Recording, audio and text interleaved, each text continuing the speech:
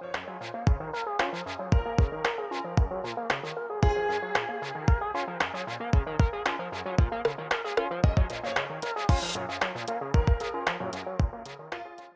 is the procedure of developing a deep and sweet intimacy with a deity or object of adoration. The Sanskrit word puja is made up of pu, which means to purify or cleanse, and ja, which means birth. Essentially then, puja is a ritual of adoration of a deity with the goal of purifying or sanctifying our lives.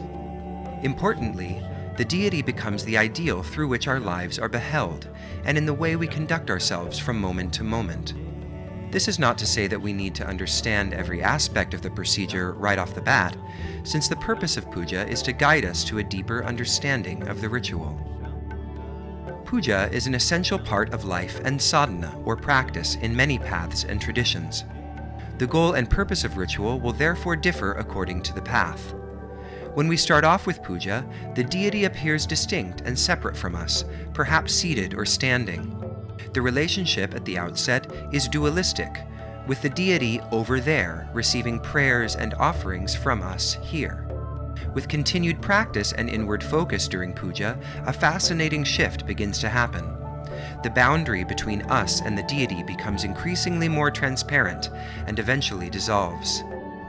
At this point, the deity is no longer outside of us. Instead of being restricted to the murti or image, the deity becomes a diffuse, living and breathing presence. The deity is in the picture or idol, but also in the offerings. The deity is in our breath, the sound of the mantras we chant, the mudras our hands make, and in the spectrum of feelings and thoughts that come up when we are doing the puja.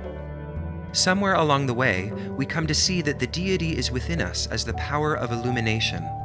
We now begin to direct our feelings to this illuminating power within. Puja is the art of cultivating this kind of catalytic devotion that leads to such refinement of our body, mind, and intellect that the relationship we have with the deity collapses into a shimmering, lived experience of oneness, not just with the deity, but with everything.